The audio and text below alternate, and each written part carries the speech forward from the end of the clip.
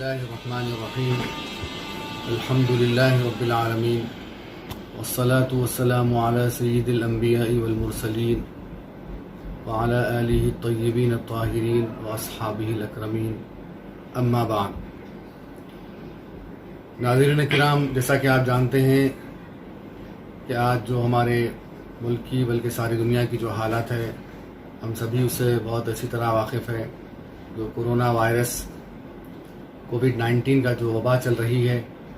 اس سے ساری انسانیت متاثر ہے، ساری ممالک کی معیشت متاثر ہے. تو اس سلسلے میں جب یہاں ہندوستان میں یہ وائرس پھیلا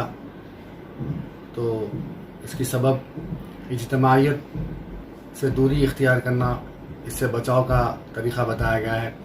اس سلسلے میں مختلف مقامات پر ماہرین طب اور بڑے بڑے اس سے متعلق ماہرین کا ایک اجلاس ہوا، جس میں یہ طے ہوا کہ اجتماعیت سے گریز کیا جائے اور پرہجوم اجتماع سے گریز کیا جائے اس سلسلے میں. تو اس سلسلے میں علماء کرام اور مفتیان کرام، مشائخین نظام کا ایک اجلاس ہوا، جس میں یہ طے کیا گیا ہے کہ مسلمانوں سے اپیل کی گئی پرزور طریقے سے کہ وہ اپنے گھروں میں فرائض نماز کی واجبات کی تکمیل اپنے گھروں میں ادا کریں، اور پھر اسی طرح جمعہ کی نماز کو بھی ظہر کی شکل میں اپنے گھروں میں ادا کریں. الحمدللہ مسلمانوں نے گزشتہ ایک مہینے سے اس کے اوپر عمل آوری کرتے ہوئے مسجدوں سے دوری اختیار کی ہوئی ہے. تو حافظ صاحب، یہ جو گھروں میں نماز پڑھنے کے لیے کہہ رہے ہیں آپ جمعہ کی، تو اس میں ہم ظہر کی نماز ادا کر رہے ہیں، تو اس سے کوئی جمعہ کی نماز ترک ہو سکتی ہے؟ دیکھیے، جمعہ کی نماز کے لیے شرائط ہے. اذن عام ہونا شرط ہے، جنرل پرمیشن ہونا شرط ہے، اور پھر معذور نہ ہونا، بیمار نہ ہونا، صحت مند پہ واجب ہے جمعہ کی نماز، اور پھر آزاد ہونا، قیدی نہ ہونا، اور پھر آنکھوں وغیرہ سے نابینا نہ ہونا، صحت مند ہونا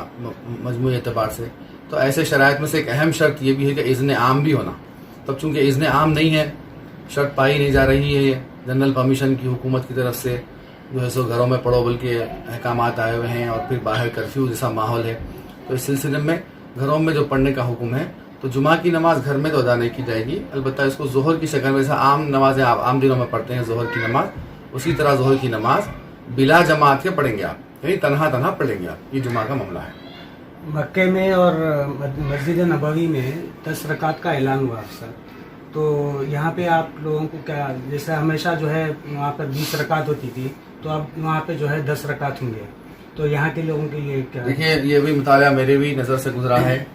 کہ ہمارے وہاں کے مکے کے امام صاحب عبدالرحمان سدیس صاحب اعلان کیے کہ یہاں 10 رکعت نماز پڑھی جائے گی. تو میں ان کے اس قول کی طرف مزید تفصیلات یا اس میں جانا نہیں چاہتا ہوں، لیکن ہمارے علماء کرام، ہمارے اسلاف اور ہمارے مفتیان کرام کا جو فتویٰ ہے اور چلتے ہوا آ رہا ہے سلسلہ، اور پھر سب سے اہم بات تو یہ ہے کہ جمہور علماء کے پاس،